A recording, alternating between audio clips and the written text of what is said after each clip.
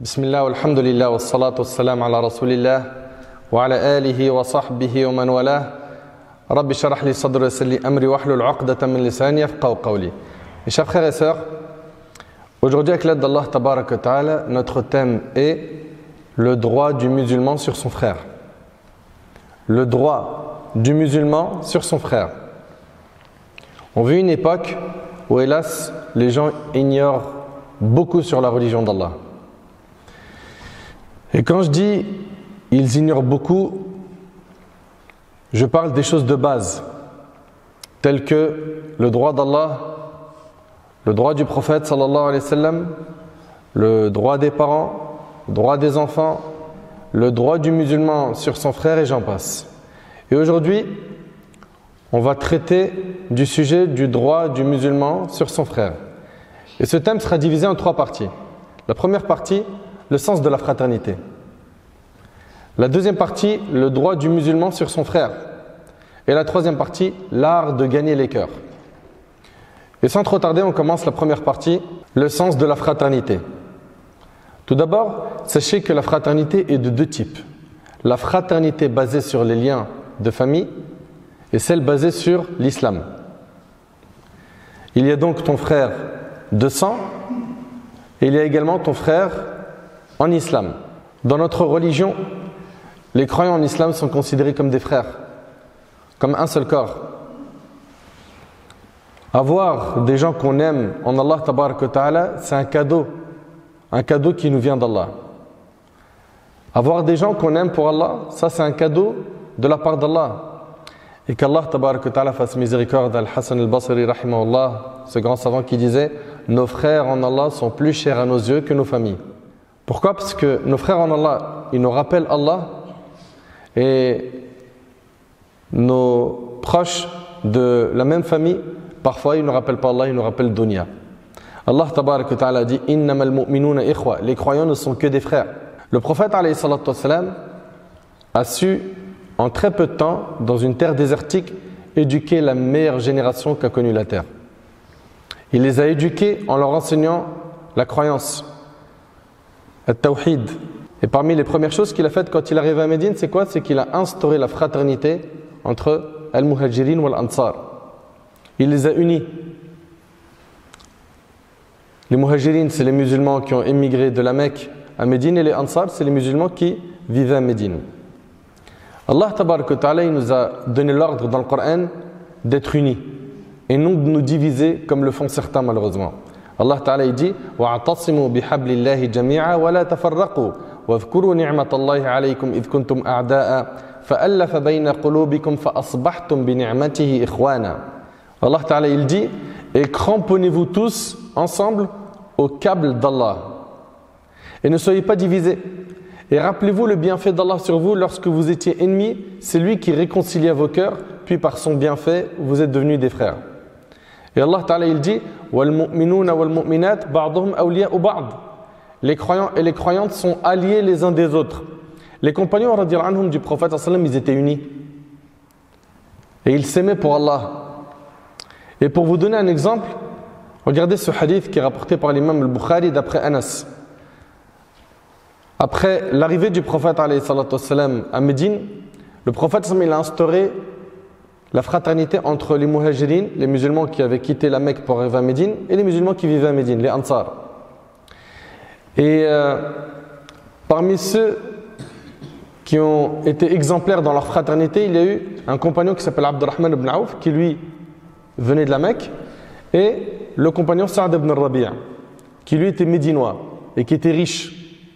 Vous suivez? Ce qui s'est passé, c'est que Sa'd ibn Rabi' il dit au compagnon qui vient d'arriver de la Mecque, et essayez de vous mettre un petit peu dans le contexte de l'époque où les musulmans qui ont quitté la Mecque, beaucoup d'entre eux ont dû partir en laissant leurs biens, certains ils ont laissé leur famille, ils sont arrivés à Médine sans avoir de promesse d'embauche qui les attend, sans savoir où est-ce qu'ils vont être logés. Le plus important pour eux, c'était de sauver leur dîne. Donc ils arrivent à Médine, et là, entre autres, on a le compagnon Abdurrahman ibn Auf, et ils rencontrent Sa'd ibn Rabi' qui lui dit quoi?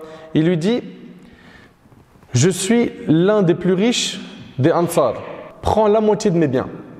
Je ne sais pas si tu réalises. Quelqu'un qui dit, on partage ma richesse en deux. C'est énorme. Et il lui dit, et j'ai 2 femmes. Regarde celle qui te plaît le plus, afin que je la divorce, pour que par la suite tu puisses te marier avec elle. Qu'est-ce qu'il a dit Abdurrahman ibn Auf? Est-ce qu'il lui a dit, oui, donne-moi la moitié de ta richesse? Non. Il a dit qu'Allah bénisse ta famille et tes biens. Il a dit, montre-moi plutôt où se trouve le marché. Il est parti, il a travaillé, et par la suite lui-même, il est devenu riche. Abdurrahman ibn Auf. Et on voit que les compagnons, ce n'était pas de leur éducation de tendre la main, de dépendre des autres. Non, ils travaillaient comme des hommes. Radiallahu anhum. Cette fraternité est l'éducation du prophète alayhi salatu wassalam. Aujourd'hui, malheureusement, la fraternité n'est pas comprise chez beaucoup de musulmans. C'est qu'une simple parole. On vit une époque où on regarde tous les jours sur le net, à la télé, dans les médias, que certains musulmans dans le monde souffrent. Ici, il y a eu un tremblement de terre. Là, ça a été un tsunami. Ici, ils sont touchés par la famine, la pauvreté. Dans tel autre pays, ils ont été bombardés. Le pays, il a été détruit. Mais est-ce que toutes ces choses réveillent en nous de la rahma dans notre cœur, de la miséricorde dans notre cœur, et que on essaie de faire le nécessaire pour exprimer notre fraternité à ces gens-là en les soutenant par dua, par sadaqat, les aumônes? Est-ce qu'on pense à eux ou chacun il pense qu'à lui? Certains parmi nos frères et nos sœurs sur terre, ils sont très éprouvés, et on en a d'autres, ils n'en ont rien à faire. Le plus important, c'est que moi, je mange, je bois, je ris, je remplis le frigo, je voyage, je me divertis quand je veux. Ça ne doit pas être le comportement du musulman. Si on arrivait à ce stade aujourd'hui, c'est tout simplement parce que la fraternité, pour beaucoup de gens, c'est qu'une théorie. Et il est grand temps que ça devienne quoi? Une mise en pratique. Et aujourd'hui, malheureusement, on voit en plus sur Internet et parfois dans nos mosquées, beaucoup de divisions. Beaucoup de divisions. Allah Ta'ala il nous demande de nous unir. Bien évidemment, on ne s'unit pas à n'importe quel prix, on s'unit sur le haqq. Et t'en as d'autres, ils font que de désunir. C'est impressionnant l'énergie qu'ils déploient pour désunir. Et parfois, ils le font au nom de la sunna. Tu les vois parfois prier l'un à côté de l'autre dans la mosquée. Et ils ont une relation hyper froide, voire morte. Mais pourquoi, mon frère? Pourquoi? Si tu as vu une erreur, viens, conseille avec douceur. Parfois, qu'est-ce qui se passe? Ils estiment que leur frère ou leur sœur est dans l'égarement, l'erreur, alors que le sujet sur lequel ils divergent, c'est une divergence fondée chez les savants. Et qu'il n'y a pas à se chamailler, à se désunir pour cela. Pourquoi est-ce que tu n'aimes pas tes frères et tes sœurs en Allah Tabaraka wa Ta'ala et que tu fais preuve de dureté, de méfiance envers eux? Comment est-ce que tu peux approcher tes frères avec la méfiance? Normalement, tu les approches avec le sourire, avec l'amour, la fraternité. Et si tu vois quelque chose qui ne va pas, tu viens avec les arguments et tu fais le nécessaire pour corriger cela. Ça fait mal au cœur, franchement, de voir qu'aujourd'hui, on a énormément de gens qui passent leur temps à finalement accumuler des péchés de médisance, de calomnie.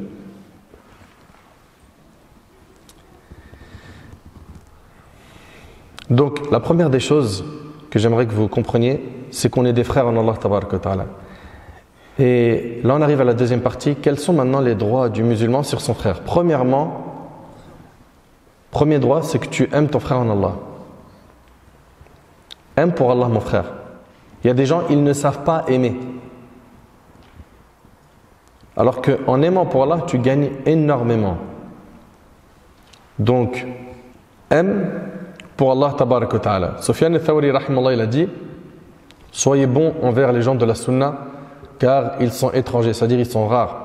Sufyan al-Thawri, il a dit: si tu es informé qu'un tel homme de l'Orient ou de l'Occident suit la sunna, alors adresse-lui le salam, invoque Allah en sa faveur, car les gens de la sunna dans notre communauté sont peu nombreux. Et puis si tu veux avoir ta foi complète, Quand tu aimes un musulman, aime-le pour Allah. Le prophète alayhi salatu wassalam, il a dit Man ahabba lillah wa abghada lillah wa a'ta lillah wa man'a lillah faqad istakmala al-iman. Il a dit quiconque aime pour Allah, il déteste pour Allah, il donne pour Allah, il prive pour Allah, il aura alors sa foi complète. Donc nous en islam on aime pour Allah, pas pour tel cheikh. Tu suis mon cheikh, je t'aime. Tu suis pas mon cheikh, je t'aime pas. C'est quoi ces histoires-là? Aime donc pour Allah. Et si tu veux connaître l'importance de s'aimer en Allah, écoute ce qui suit. Le jour du jugement, vous le savez qu'on sera tous ressuscités, nus, pieds nus, incirconcis. Comme ça a été rapporté dans la Sunna. Puis ça va être un jour qui va durer 50 000 ans. Pas pour tout le monde. Ok? Ça va être un jour qui va être un jour de regret, un jour difficile pour les gens. Puis l'enfer sera amené. Le soleil va se rapprocher des humains. Et il y a des gens qui vont fondre dans leur sueur. Et à ce moment-là, subhanallah, pendant que les gens sont dans cette difficulté, Allah tabaraka wa ta'ala, il va dire où sont ceux qui se sont aimés en mon nom glorieux? Ils sont où ceux qui se sont aimés en moi? Aujourd'hui, je les ombrage de mon ombre le jour où il n'y aura d'ombre que la mienne. Et c'est rapporté par Muslim sur la Bukhari. Donc, tu pourras, Inch'Allah, être sous l'ombre du trône d'Allah, Yawm al-Qiyamah. Et donc, tu seras protégé de ce soleil qui est au-dessus de la tête des gens. Et selon Anas radiallahu anhu, le prophète a dit 3 caractéristiques. Celui qui les possède découvre grâce à elle la douceur de la foi. 3 choses. 1. Qu'Allah et son messager lui soient plus chers que tout le reste. 2. Quand il aime quelqu'un, il ne l'aime que pour Allah. Toi, tu n'aimes pas quelqu'un parce que il va t'aider dans un business, il va te donner beaucoup d'argent, il a des pistons, il a des connaissances, donc il va pouvoir t'aider avec ses connaissances. Il va te faire profiter de son argent. Non, tu l'aimes que pour Allah. Donc on a dit premièrement, si tu veux goûter à la douceur de la foi, tu dois aimer Allah et son messager plus que tout. 2, quand tu aimes quelqu'un, tu ne l'aimes que pour Allah. 3, qu'il lui répugne de retourner au kufr, à la mécréance, après qu'Allah l'en ait sauvé, comme il lui répugne de se voir jeté au feu, rapporté par Bukhari Muslim.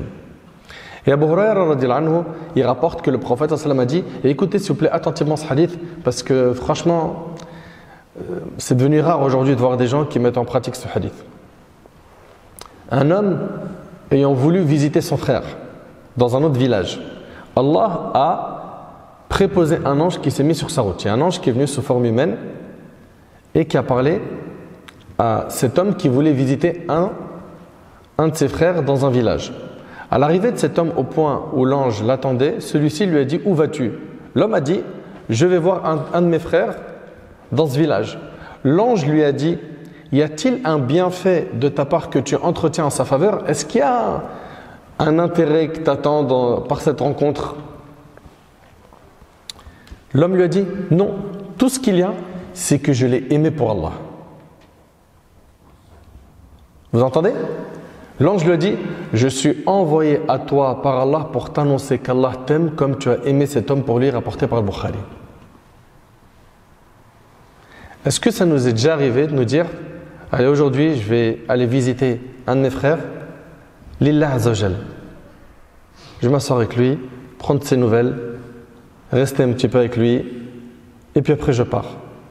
J'y vais absolument pas pour un intérêt de ce bas monde, un intérêt de dunya.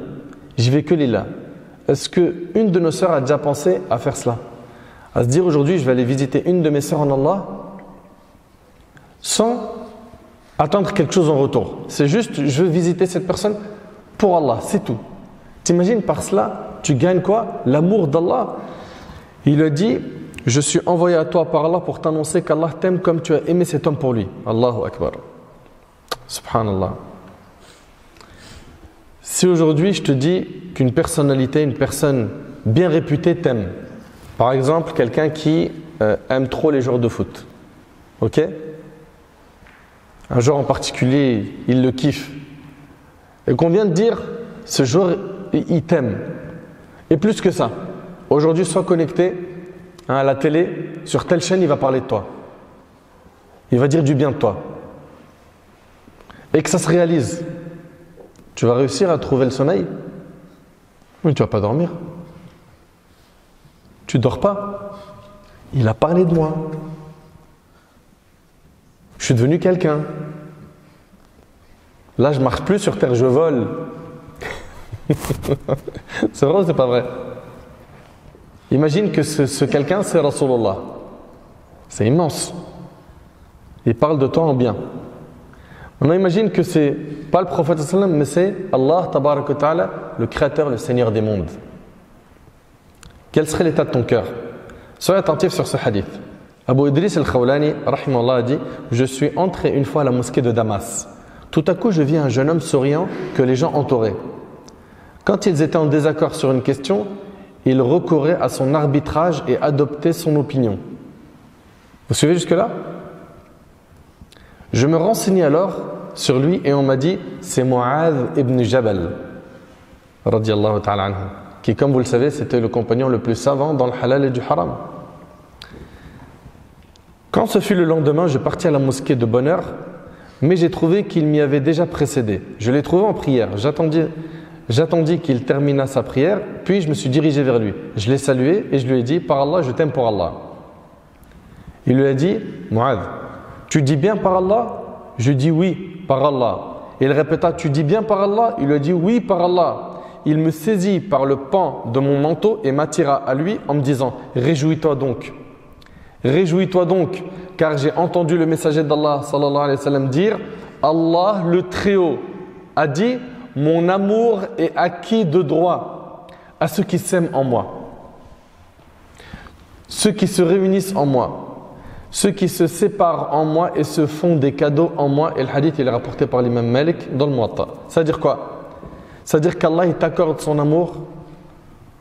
Pourquoi? Parce que tu aimes ton frère pour Allah.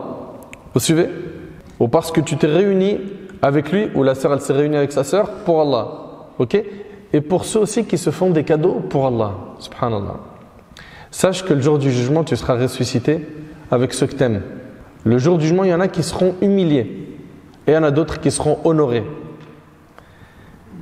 Et parmi les plus grands honneurs, c'est que tu sois ressuscité avec qui? Avec le prophète, alayhi salatu wassalam, les compagnons, les pieux, t'imagines? C'est-à-dire que tu es ressuscité sur la terre du jugement, imagine. Il y a le prophète, alayhi salatu wassalam, à tes côtés, Abu Bakr, Omar, Uthman, Ali, Talha, Hamza. Hein? Tu vois le prophète Ibrahim, le prophète Yunus, le prophète Nuh. Tu es ressuscité dans leur compagnie. Est-ce que tu préfères ce cercle ou est-ce que tu préfères être ressuscité avec tel influenceur que tu kiffais ou telle influenceuse que tu suivais H24 sur Snap, sur TikTok? Est-ce que tu aimerais être ressuscité avec ton rappeur favori et que autour de toi il y ait quoi? Rap, influenceur, mon comique préféré, ok? Le joueur de foot que je kiffais le plus, ok? Un parmi les influenceurs qui, H24, il disait des gros mots, il appelait au haram, il appelait au paris sportif, etc. Essaye d'imaginer qu'autour de toi, il y a eux. Et il y a aussi des gens qui vendent de la drogue, etc. parce que tu les kiffais, tu les aimais trop. Tu aimerais être ressuscité avec des pieux autour de toi ou avec des mauvais? Et ça, c'est un indicateur. C'est un indicateur d'être ressuscité avec des bons ou avec des mauvais. Et ce que vous devez retenir, c'est quoi? C'est que le prophète alayhi salatu wassalam, il a dit: Al-mar'u ma'a man ahab. C'est-à-dire quoi? Tu seras ressuscité avec ceux que tu aimes. Et c'est rapporté par Bukhari Muslim. Et j'aimerais ici qu'on fasse attention à ne pas aimer n'importe qui. N'aimez pas n'importe qui. Quand tu aimes quelqu'un, pose-toi la question: pourquoi tu l'aimes? Pour quelle raison? Qu'est-ce qui t'attire vers lui? Qu'est-ce qui t'attire vers lui? Qu'est-ce qui t'attire, ma sœur, vers elle? Si c'est le din d'Allah, Allahumma lak alhamd. Si ce n'est pas le cas, mais c'est trop chaud de se retrouver le jour du jugement avec un mauvais cercle autour de nous. C'est trop chaud. Ça commence mal. Donc le premier droit du musulman sur son frère est qu'il aime pour Allah. Ok? Le deuxième droit du musulman sur son frère est qu'il n'ait pas la haine contre lui, ni qu'il soit jaloux de lui. Le croyant est celui qui possède un cœur saint de toute haine rancune, jalousie envers ses frères. Sachez que le musulman envieux, c'est quoi le hasad? Le hasad, c'est tamanni zawal ni'mat al-ghayr. C'est le fait de souhaiter la disparition du bien de quelqu'un. Je vois mon frère en Allah, Allah Ibarak, il a sorti un super beau BMW. Je dis Inch'Allah, il mange un poteau du pare-choc jusqu'à l'arrière, elle se coupe en deux sa caisse. C'est quoi ça? Non, parce que je comprends pas. Moi, je travaille, je mets de l'argent de côté, j'arrive pas. Lui, il est là, il a débarqué à peine 2-3 mois de boulot.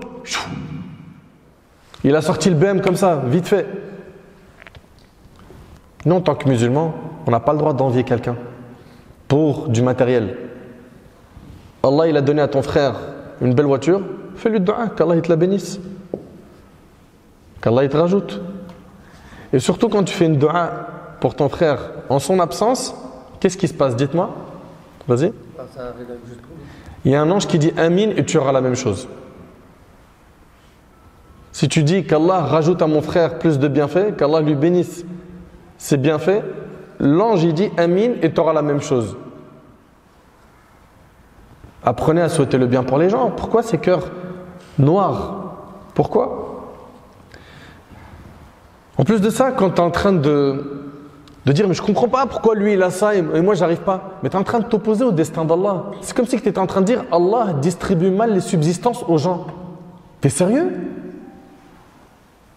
Tu sais mieux qu'Allah qui mérite quoi? Faut pas être malade. Il est possible que tu vois un de tes frères, il a acheté Allah Ibarak une très belle maison. Et toi, tu es dans un HLM qui t'a fait péter un plomb. Lui, Allah Ibarak, il a un beau jardin, parking pour la voiture, c'est bien illuminé, la maison elle est belle, tout est à sa place. Tu es rentré, tu t'es assis, tu as eu la haine. Mais va soigner ton cœur. Tu dois être content. Dis Allahumma barak. Pour pas quoi? Tomber dans le hasad. Fais des duas pour lui. Bien sûr, en face à face. Et quand tu es seul, dis Ya Rab, bénis-lui ses biens. Rajoute-lui. Allah tabaraka wa ta'ala a fait que certains possèdent ce que d'autres ne possèdent pas. Et comme vous le savez, Allah tabaraka wa ta'ala, il est hakim, il est sage. Il est alim, il a la connaissance parfaite de la situation de chacun. Il sait que s'il donne à lui la richesse peut le corrompre. Il sait que s'il donne à un tel la pauvreté, il ne va pas patienter, la pauvreté va le corrompre. Allah tabaraka wa ta'ala a placé chaque chose à sa place. Il faut donc accepter le destin d'Allah. Dans un hadith rapporté par Bukhari et Muslim selon Anas, le prophète a dit « Ne rompez pas les liens d'amitié qui vous unissent. Ne vous tournez pas le dos les uns aux autres. Ne vous haïssez pas. Ne vous enviez pas. » Même si toi tu rêvais d'avoir une nouvelle voiture par exemple, et que ton ami il a eu une voiture Allah Ibarak, qu'elle est vraiment très très très belle, ne l'envie pas. C'est-à-dire quoi? Ne lui souhaite pas le mal. Bien sûr, si toi ta voiture elle est vraiment très fatiguée, que tu veux à tout prix la renouveler et que tu dis Inch'Allah j'espère un jour faire comme lui, ça n'y a pas de problème. Mais par contre, lui souhaiter du mal, que son bien disparaisse, c'est pas difficile. Le prophète il a dit méfiez-vous de l'envie car l'envie brûle les bonnes actions tout comme le feu brûle le bois. Tu es en train de brûler tes hasanat. Mais sois pas stupide. Non seulement tu es en train de t'opposer au destin d'Allah, parce que dans ton fort intérieur tu es en train de te dire mais comment ça se fait lui il a eu ça, moi je l'ai pas eu. Ok? Et deuxièmement, tu es en train de brûler tes hasanat. Ne soyez pas de cela. Ne vous haïssez pas, ne vous enviez pas et soyez frères aux serviteurs d'Allah. Muawiyah radiyallahu anhu a dit une belle parole. Ce compagnon, il a dit quoi? Il a dit « Je peux satisfaire tous les gens sauf une seule personne. » On lui a dit qui? Il a dit l'envieux. Car rien ne le satisfait à part la disparition de mes biens. C'est vrai ou pas? Tu ne peux pas le satisfaire. Lui, la seule chose qu'il veut, c'est que ta richesse parte, ton mariage, il coule, ton business, il coule. Comment ça se fait, lui, il s'est lancé dans le business et en un claquement de doigts, ça a super bien démarré. Mes frères, s'il vous plaît, Allah yahfad comme mes sœurs, il ne faut pas avoir de la haine envers nos frères et nos sœurs en Allah. Ok? Apprenez à purifier votre cœur. Parce que avoir cette haine dans votre cœur, c'est une maladie, c'est un marad qalbi. C'est une maladie du cœur qu'il faut soigner. On fait dua, on implore Allah tabarak wa ta'ala de nous soigner de cette maladie. Et on fait le nécessaire, pourquoi? Pour aimer le bien pour les gens. On a donc dit que premièrement, on est des frères. Ok? Deuxièmement, on doit s'aimer pour Allah subhanahu wa ta'ala. Ok? Après, on a vu qu'il ne faut pas s'envier, se détester. Troisième droit du musulman sur son frère et qu'il ne le blesse pas par la langue. On voit aujourd'hui le musulman, il va acheter de la viande et de manière générale, qu'est-ce qu'il fait? Quand vous allez acheter de la viande, qu'est-ce que vous faites généralement? Quand tu vas l'acheter, au moment de l'achat, il y a quelque chose qu'on fait la plupart, c'est quoi? C'est halal ou pas? On se renseigne. C'est vrai ou pas? Généralement, quand on rentre dans une boucherie ou bien un restaurant, on demande: excuse-moi, c'est halal ou pas? Est-ce que vous avez une certification? Vous allez chez qui? Bien évidemment, il n'y a pas que Shahada et AVS qui sont halal. Ok, il y a aussi des gens sérieux, des abattoirs, du bouche à oreille. Et donc on se renseigne, on fait le nécessaire. Et on fait super attention à ne pas mettre dans notre bouche de quoi? De haram. C'est vrai ou pas? Et pendant qu'ils sont en train de manger halal ensemble, ils mangent haram en faisant de la médisance. Il n'y a pas assez de halal sur la table? Quand tu fais de la médisance, tu es en train de manger la chair de ton frère. أَيُحِبُّ أَحَدُكُمْ أَن يَأْكُلَ لَحْمَ أَخِيهِ مَيْتًا فَكَرِهْتُمُوهُ. Allah subhanahu wa ta'ala dit: l'un de vous aimerait manger la chair de son frère mort. C'est ça la médisance. La médisance, c'est quoi? C'est dhikruka akhak bima yakrah. C'est d'évoquer au sujet de ton frère ce qu'il détesterait entendre. Donc je dis par exemple, tel frère là, il est avare, il est mauvais, en son absence. Est-ce que lui, s'il avait été présent, il aurait aimé entendre ça? Non. Donc ça, c'est de la médisance. Vous suivez? Maintenant, si je dis ça, et en plus de ça, il n'est même pas avare, là, c'est de la calomnie. Et je ne comprends pas, en fait, subhanallah, c'est-à-dire qu'il ne tolère pas manger dans une boucherie où c'est douteux, aller dans un restaurant où la certification n'est pas claire. Ça, il n'accepte pas, mais il n'y a aucun problème, pendant qu'ils sont en train de manger halal, à manger haram en même temps. Je me souviens une fois, on était dans un cercle avec des frères et on avait terminé de manger un très bon plat, Allah yabarak. Et il y a des frères dans l'assemblée, ils ont commencé à faire de la médisance. Un parmi ceux qui étaient avec nous, il a dit: les frères, qu'est-ce qu'il y a? Il n'y a plus de halal à manger? Commencez à manger du haram? Mais prenez encore du poulet. Si vous avez faim, mangez ça, c'est mieux. Ça au moins c'est halal. Fallah yabarak fikum, faites super attention à ce point. Ok? Quand il y a de la médisance, vous devez faire le nécessaire. Pourquoi? Pour freiner ce mal. Le prophète il a dit: Man ra'a minkum munkara falyughayyirhu. Comment? Biyadihi fa in lam yastati' fa bi lisanihi fa in lam yastati' fa bi qalbihi wa dhalika ad'afu al-iman. Quand tu vois un mal, le prophète il a dit: change-le avec ta main. Si tu peux pas, avec ta langue. Si tu peux pas, avec ton cœur. Que tu répugnes ce mal. Et ça, c'est le plus petit degré de la foi. Donc voilà, tu as vu des gens qui font de la médisance, dis-leur: les frères, c'est un grand péché ça. Stop, on arrête. Les sœurs, on arrête. Si en face tu as des gens qui disent: oh, tu vas pas commencer toi à nous faire l'imam. Ok? Si tu as appelé, si tu as rappelé à l'ordre et que ça ne mord pas à l'hameçon, reste pas ici. Tu n'as rien à faire dans cette assemblée. Dis-leur: moi je reste pas dans un endroit où il y a de la désobéissance. Je reste pas avec vous. Tu te lèves, tu pars. Si tu n'arrives pas à changer le mal, c'est pas tu restes et tu rigoles. Tu rigoles, c'est-à-dire que tu cautionnes. Non, mais parce que franchement, c'est trop marrant comment ils lui ont mis le tarif. Vous êtes sérieux là? Donc faites très attention à ça, à la médisance. Ok?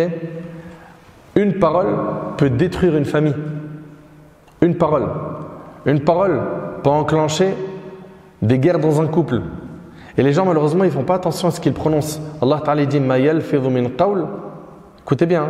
Allah Ta'ala nous dit: Ma yalfidhu min qawl illa ladayhi raqibun atid. Il ne prononce pas une parole sans avoir auprès de lui un observateur prêt à l'inscrire. Il y a des anges qui inscrivent tout ce que tu dis. Et le prophète alayhi salatu wassalam a dit: L'homme dit sûrement, écoutez bien s'il vous plaît, hein, une parole digne de la satisfaction d'Allah sans lui prêter la moindre attention. Et voilà qu'Allah l'élève de plusieurs degrés. Écoutez bien. Et voilà qu'Allah l'élève à cause d'elle de plusieurs degrés. Et l'homme dit sûrement une parole provoquant la colère d'Allah, sans lui prêter la moindre attention. Et voilà qu'elle le fait plonger dans l'enfer rapporté par l'imam al-Bukhari. Une parole que tu prononces dans ton travail, chez toi, avec tes amis, dans l'intention de rabaisser quelqu'un ou de te moquer, cette parole peut causer ton entrée en enfer. De même, une parole que tu dis sur un de tes frères pour salir son honneur, il en est de même pour ceux qui vont salir l'honneur d'une personne de science, un savant, quelqu'un qui prêche, qui fait la da'wah. Ça peut te coûter très cher le jour du jugement. C'est pour ça, abstiens-toi. Et je vous mets en garde contre le fait de manger la chair des gens de science, comme on le voit malheureusement aujourd'hui. Le prophète, alayhi salatu wassalam, on lui a dit, quel est le meilleur musulman? Il a dit, celui dont les musulmans sont à l'abri de sa langue et de sa main. C'est rapporté par Bukhari Muslim. Et il a dit, celui qui croit en Allah et au jour dernier, qu'il dise du bien ou qu'il garde le silence. Et il a dit, alayhi salatu wassalam, le musulman est celui dont les musulmans sont à l'abri du mal de sa langue et de ses mains. Et il a dit, celui qui me garantit ce qu'il a entre ses deux mâchoires, donc sa langue, et ses deux jambes, c'est-à-dire son sexe, je lui garantis le paradis, rapporté par Bukhari Muslim. Et dans un hadith rapporté par Tirmidhi, le prophète sallallahu alayhi wa sallam a dit, toutes les fois que le fils d'Adam se lève le matin, tous ses organes blâment sa langue d'une façon humiliante. Tous ses organes blâment sa langue d'une façon humiliante. Ils lui disent, crains Allah dans ton comportement à notre égard car nous dépendons tous de toi. Si tu es sur le droit chemin, nous le sommes aussi. Et si tu prends la route tortueuse, nous la prenons avec toi, rapporté par Tirmidhi. Et le prophète alayhi salatu wassalam a dit, quiconque dit sur un croyant ce qu'il n'y a pas en lui, Allah le fera habiter dans Radratul Khabal, jusqu'à ce qu'il soit délivré de ce qu'il a dit, et il n'en sera pas délivré, rapporté par le Hakim. On a dit au prophète sallam, c'est quoi Radratul Khabal? Il a dit, ce sont les sécrétions des gens de l'enfer. Tu dis sur quelqu'un ce qu'il n'y a pas en lui, Allah te fera habiter dans Radratul Khabal, les sécrétions des gens de l'enfer. Allahu Akbar. Subhanallah.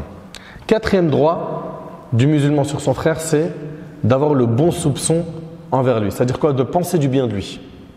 Allah tabarak wa ta'ala dit, ya ayyuhalladhina amanu ijtanibu kathiran min adh-dhann inna ba'da adh-dhanni ithm. Ô vous qui avez cru, évitez de trop conjecturer sur autrui car une partie des conjectures est péché. C'est-à-dire quoi? C'est-à-dire qu'il faut faire le nécessaire pour avoir des bons soupçons envers tes frères et envers tes sœurs. Ce point-là, il est très très important. Souvent, on va voir quelque chose de flou sur notre frère et tout de suite, on va mal l'interpréter. Alors que les compagnons, ce n'était pas leur comportement. Omar ibn Khattab, il disait qu'on doit s'efforcer de trouver un support dans le bien pour les actes de nos frères. C'est-à-dire de bien interpréter, de dire peut-être qu'il a une excuse, peut-être qu'il a fait ça pour telle raison. Et Ja'far ibn Muhammad, il disait, trouve pour ton frère 70 excuses. Il t'a pas répondu au téléphone aujourd'hui. Le lendemain, sur WhatsApp, tu as vu le petit signe bleu. Il a lu ton message. Il t'a pas appelé. Tu lui as dit urgent. Il a vu le message sur WhatsApp bleu. Il t'a pas appelé. Le lendemain, tu lui dis ah, c'est comme ça? Tu veux plus me parler? Et tu lui envoies parfait. On coupe les ponts. Ok? Pourquoi? Parce qu'il t'a pas répondu pendant 2-3 jours. Il n'y a pas eu de bon soupçon. Puis ça, et toi, tu as coupé les ponts, tu as bloqué le frère et tout. Et après, il y a un ami à toi, il te dit t'es pas au courant? Qu'est-ce qu'il y a? Un tel, et il te parle de ton pote là en question qui t'a bloqué. Sa mère, elle est morte, et il était au bled, et il est miskin, mort moralement. Franchement. À ce moment-là, tu ne te dis pas j'ai été trop hâtif, j'ai pas été sage. En fait, trop rapidement, on pense du mal de nos frères. Faites attention à ce point-là. Le musulman est donc celui qui pense tout le temps du bien sur son frère. La sœur, elle pense tout le temps du bien de sa sœur. Cinquième droit du musulman sur son frère est qu'il défend son honneur. Vous avez probablement déjà vu à l'école des gens, on déchire leur honneur. Ou bien dans ton quartier, ou bien au sein de ta famille, ou bien sur le net. Parfois, ça touche même des gens de science. des gens qui appellent Allah, est-ce que ton réflexe a été de faire le nécessaire pour défendre l'honneur de ton frère ou tu as participé à propager ces informations qui circulent sans les vérifier? Selon Asma bint Yazid radiallahu ta'ala anha, le prophète m'a dit: quiconque défend l'honneur de son frère en religion en son absence, Allah le préservera du feu de l'enfer. Rapporté par Ahmed. Ils sont combien ceux qui pratiquent ce hadith aujourd'hui? Ils sont où? Ils sont où? Vous avez oublié que l'honneur du musulman, il est plus sacré que la Kaaba, comme c'est relaté dans un hadith. Détruire la Kaaba, c'est moins grave que de toucher à l'honneur d'un musulman. C'est pas moi qui le dis. Retournez au hadith. Quiconque défend l'honneur de son frère en religion, en son absence, Allah le préservera du feu de l'enfer. 6e droit que le musulman a sur son frère et qu'il le conseille. Tu as vu des choses blâmables sur ton frère? Ou toi, ma soeur, tu as vu des choses blâmables sur ta soeur? Que ce soit dans le code vestimentaire, sa manière de parler. Parfois, malheureusement, il y a certaines de nos sœurs, elles sont hijab, jilbab, etc. Mais, tabarakallah, au niveau de la pudeur apparente, il n'y a rien à dire. Mais le comportement, c'est une caïra. Elle parle mal, elle balance des wesh à tout va, des gestes, des TikTok, ambiance mise à l'amende, rébellion. C'est pas ça le hijab, on en a parlé je sais pas combien de fois. Le hijab c'est un comportement et aussi un code vestimentaire. Cette sœur-là, rapprochez-vous d'elle et on la conseille. Et le prophète il a dit, la religion c'est le bon conseil. Et celui que tu vas conseiller, il faut que tu le conseilles avec sagesse, avec humilité. Prends pas les gens de haut, avec aussi de la rahma. Quand la personne elle voit que tu lui veux vraiment du bien, qu'il y a de la rahma dans ton message, quand la personne voit que tu lui veux vraiment du bien, qu'il y a de la rahma dans ton message de la miséricorde, généralement c'est des messages qui atteignent les cœurs plus facilement. Tu atteins ton objectif bi'idhnillah plus facilement. Allah Ta'ala il dit concernant le prophète فَبِمَا رَحْمَةٍ مِّنَ اللَّهِ لِنْتَ لَهُمْ وَلَوْ كُنْتَ فَظًّا غَلِيظَ الْقَلْبِ لَانفَضُّوا مِنْ حَوْلِكَ. C'est par quelques miséricordes de la part d'Allah que tu, yani Muhammad, a été si doux envers eux. Mais si tu étais rude, au cœur dur, ils se seraient enfuis de ton entourage. Donc comprends bien que la dureté, ça fait fuir. Ouais, mais ils font des trucs de fou. Allah tabaraka ta'ala, il a envoyé Moussa et Haroun à qui? J'entends pas à qui? À Pharaon. Et qu'est-ce qu'il leur a dit? فَقُولَ لَهُ قَوْلًا لَيِّنًا. Parlez-lui avec des paroles qui soient quoi? Douces. Pharaon. Toi tu viens me dire ouais non mais lui il fait des trucs graves, elle fait des trucs. Pharaon il a dit je suis votre Seigneur le Très-Haut. Ana rabbukum al-a'la, n'est-ce pas? Allah Ta'ala a demandé à ces deux prophètes de lui parler gentiment. Alors que c'est l'un des plus grands tyrans de l'histoire. Donc il faut méditer sur tout ça. Quand tu vois donc de la désobéissance en face, prends sur toi, pourquoi? Pour bien contrôler ton discours et que ce soit sage. Sage, ça ne veut pas dire tout le temps tu vas être doux. Parfois tu peux être ferme. Le prophète il a déjà été ferme avec certains et doux avec d'autres. Et j'ai une khutba sur ce sujet. C'est un 7e droit du musulman sur son frère et qu'il l'assiste, qu'il ait tort ou raison. Que tu assistes ton frère, qu'il ait tort ou raison. Vous allez me dire, mais attends, comment ça? Je l'assiste quand il a raison, ouais. Mais quand il a tort, écoute, selon Anas radhiyallahu anhu, le prophète a dit, assiste ton frère, qu'il ait tort ou qu'il ait raison. Quelqu'un dit, oh messager d'Allah, je l'aide quand il est victime d'une injustice. Mais comment veux-tu que je l'aide quand c'est lui-même l'injuste? Il a dit, tu l'empêches de faire son injustice et c'est ainsi que tu viens à son secours. Vous comprenez? Donc quand on dit, on assiste quelqu'un qu'il ait tort ou raison, ça veut dire quoi? S'il a raison, on l'assiste. S'il a tort, on l'assiste comment? En le conseillant. En lui disant ce que tu as fait là, c'est pas bon, c'est pas correct. 8e droit du musulman sur son frère et qu'il cache ses fautes. Tu as vu des erreurs? Cache-les.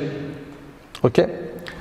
Le prophète alayhi salatu wassalam a dit dans le hadith d'Abu Barz al-Aslami radiyallahu anhu: ô vous qui avez cru avec vos langues alors que la foi n'a pas encore pénétré votre cœur, ne médisez pas des musulmans et ne cherchez pas les défauts de vos frères, car quiconque cherche les défauts de son frère en islam, Allah cherchera les siens, et celui dont Allah cherche ses défauts, il l'humiliera en mentionnant ses défauts, même ce qu'il a commis seul dans sa demeure. Et le hadith il est rapporté par Ahmad. Donc comprenez bien, Allah yabarak fikum, que si vous vous amusez à chercher les erreurs des gens, tôt ou tard, vous-même, vous serez humilié. Vous serez humilié. Les gens sont de deux catégories. Une catégorie qui cherche à faire de son mieux pour pratiquer la religion, c'est le type de personnes qui font des efforts pour être de bons adorateurs. Ce sont ni des anges, ni des prophètes, mais ils font des efforts pour être pieux. Ceux-là, dans le cas où ils désobéissent à Allah, il est de notre devoir de couvrir leurs erreurs. Deuxième catégorie de gens, ce sont des gens qui désobéissent à Allah et qui ne le cachent pas. Ils le disent à tout le monde. Il n'a pas honte de dire: j'ai fait zina, j'ai bu de l'alcool, j'ai fumé de la drogue. Celui-là, si tu n'avertis pas les gens de son danger, cela risque de prendre de l'ampleur. Donc là, on mettra en garde contre la fréquentation de cette personne. Pourquoi? Parce qu'il est nocif, tout en le conseillant en parallèle.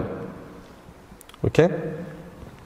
Et en faisant ça, on n'est pas tombé dans la médisance. Ça fait partie des cas de médisance autorisée. Pourquoi? Parce qu'il y a un intérêt. Préserver le digne des gens. Et sachez qu'en couvrant les erreurs de nos frères sur terre, Allah il nous couvre les nôtres ici-bas et dans l'au-delà. Neuvième droit du musulman sur son frère est d'accepter ses excuses. Si ton frère ou ta sœur vient te demander pardon après une dispute, fais pas preuve d'orgueil.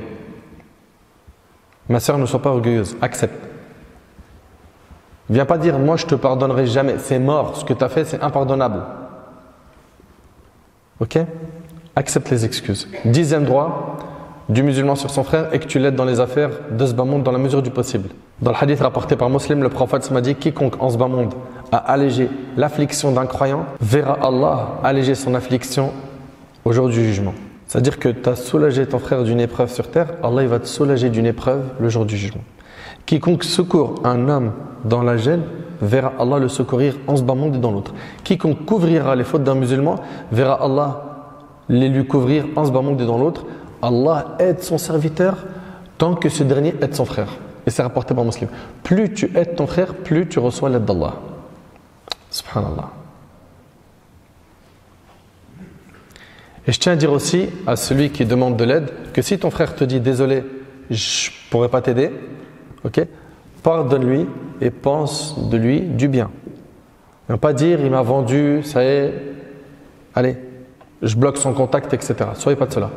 Toi qui demandes de l'aide, ne va surtout pas médire de ton frère parce qu'il n'a pas pu t'aider. Attention. 11e droit, c'est quoi? C'est que tu le salues lorsque tu le rencontres, que tu acceptes son invitation, que lorsqu'il éternue, tu lui dis Arhamukallah, il tombe malade, tu le visites, il meurt, tu vas prier sur lui, suivre son cortège, etc. etc.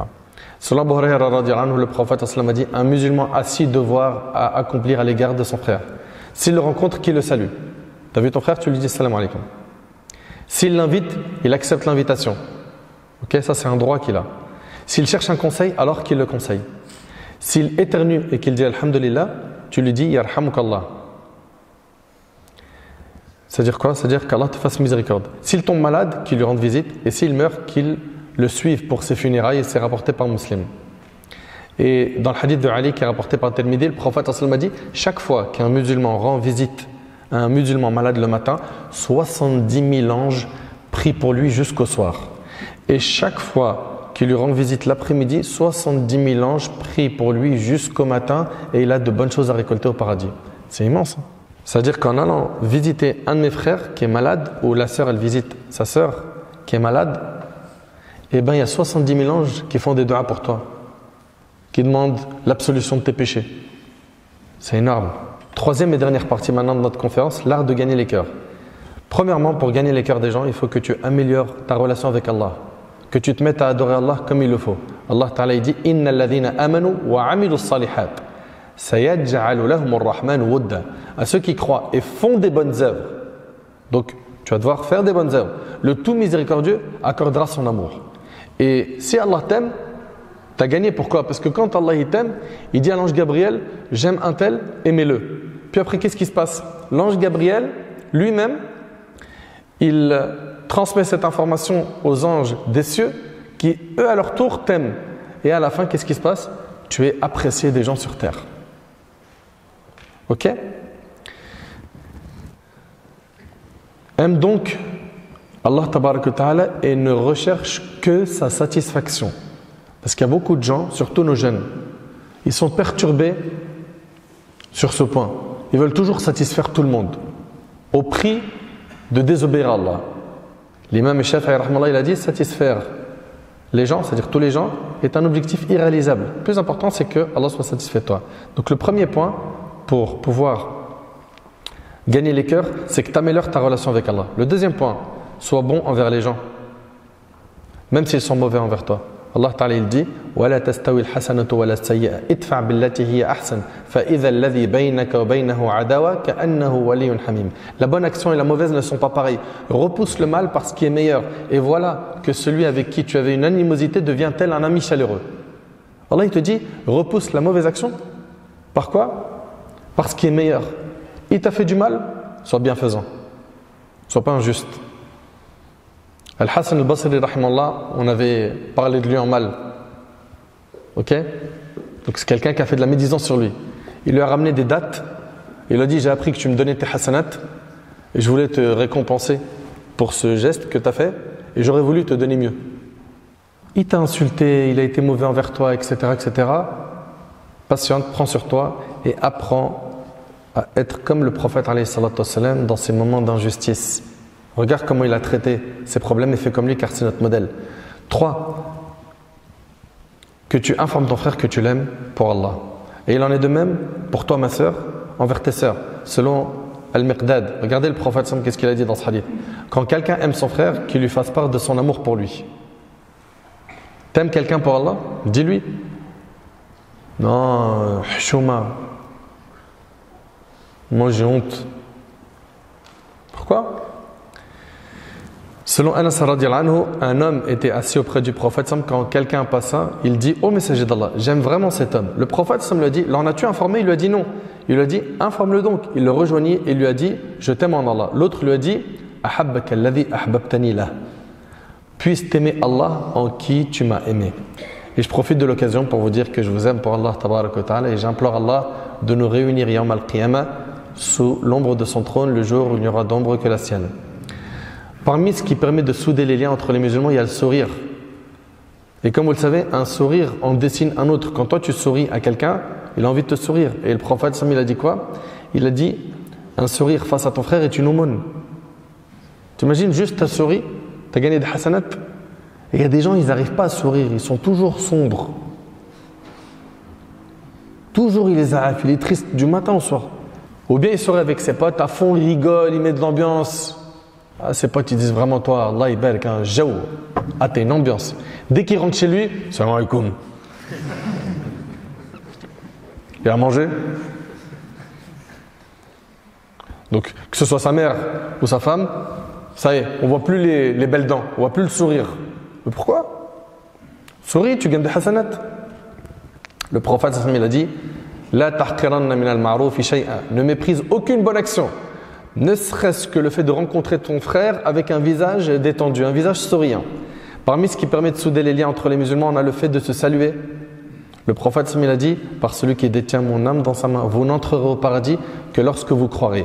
Et vous ne croirez vraiment que lorsque vous vous aimerez. Voulez-vous que je vous indique une chose? Qu'en la faisant vous vous aimerez, saluez-vous les uns les autres. Afshu salam bainakum. Et le prophète il a dit dès que deux musulmans qui se rencontrent se serrent la main, Allah les absout de leurs péchés avant qu'ils ne se quittent, rapporté par Abu Daoud. Parmi ce qui permet de souder les liens entre les musulmans, on a le fait de faire des dua à nos frères en leur absence. Abu Darda radiyallahu anhu disait Allah exauce toujours l'invocation que fait le musulman en faveur de son frère en son absence. Il a du côté de sa tête un ange spécial qui lui dit à chaque invocation, écoutez bien, il a du côté de sa tête un ange spécial qui lui dit à chaque bonne invocation qu'il fait pour son frère Amin, et à toi la même chose. Ce qu'on vous a dit tout à l'heure. Et c'est rapporté par Muslim. Donc t'imagines quand tu dis Ya Allah, pardonne à mon frère, Ya Allah, guide mon frère, Amin, et tu as la même chose. Et il y avait des pieux prédécesseurs, quand ils voulaient quelque chose pour eux, ils faisaient la dua pour leurs frères. Parce qu'ils savaient que l'ange il allait dire Amin et tu auras la même chose. Subhanallah. Parmi ce qui permet de souder les liens, on a le fait de participer aux joies et aux tristesses des musulmans. Tu vois ton voisin par exemple, il est heureux. Tu participes à la joie. Par un cadeau, une belle parole, tu le montres la joie. Ou bien, ils sont dans une tristesse, ils ont perdu quelqu'un dans leur famille. On est avec eux, on se soutient. Okay? Parmi ce qui permet de souder les liens, on a le fait de s'offrir des cadeaux. Le prophète il a dit Tahadu tahabbu, offrez-vous des cadeaux, vous vous aimerez. C'est rapporté par Tabarani selon Aïcha. Et puis, c'est pas la valeur du cadeau, c'est le geste en lui-même qui est vraiment touchant. C'est vrai ou pas? Un de tes frères, il vient et dit j'étais à la Mecque, et puis j'ai pensé à toi, je t'ai ramené un parfum. Ok? Qui n'est peut-être pas d'une très grande valeur, mais le geste, c'est ça le plus touchant. Il a pensé à moi. Il me montre que j'ai de la valeur pour lui. Donc, quand tu rentres chez toi, apprends à faire des cadeaux, que ce soit pour tes parents. Okay? On fait rarement des cadeaux pour nos parents. C'est vrai ou c'est pas vrai? Ou ta femme, un petit cadeau par-ci par-là, ça fait vraiment, vraiment plaisir. Ok? Et aussi les belles paroles diffusées par message, où on montre de l'attention. Un mot d'amour qu'il envoie à son épouse, ou l'inverse, par SMS, ou entre frères. Je pense beaucoup à toi, je te fais des doigts à mon frère, qu'Allah te protège, je t'aime pour Allah. C'est des choses qui nous permettent de quoi? De maintenir l'amour et la mahabba et la fraternité entre nous, et ça manque. Ça manque. Et pour terminer, parmi ce qui permet de maintenir la fraternité entre nous et de la souder, c'est de respecter la divergence. La divergence dans quoi? Dans al-ahkam, dans les règles de la religion. Respectons-nous dans le cas où on diverge quand la divergence elle est fondée. Ok? Toi tu es de telle opinion, moi je suis de telle opinion, les deux elles sont fondées, les deux elles sont solides. Khlas, ma fiche il n'y a pas de problème. Okay, on ne va pas s'embrouiller, on ne va pas se chamailler pour ça. D'accord? Si tout cela est bien compris et mis en pratique, on va pouvoir, bi'idhnillah tabaraka wa ta'ala, avoir une très belle union au sein de notre communauté, avoir de l'entente qui règne entre nous, de l'amour, de la stabilité dans nos rangs. Et j'implore Allah tabaraka wa ta'ala de faire que ces paroles trouvent une place dans votre cœur. J'implore Allah tabaraka wa ta'ala d'accepter nos œuvres, de nous accorder la piété. Sallallahu subhanahu wa ta'ala an yanfa'ani bima qultu wa yanfa'akum bima sami'tum. هذا والله أعلم سبحانك اللهم وبحمدك أشهد أن لا إله إلا أنت أستغفرك وأتوب إليك وآخر دعوانا أن الحمد لله رب العالمين.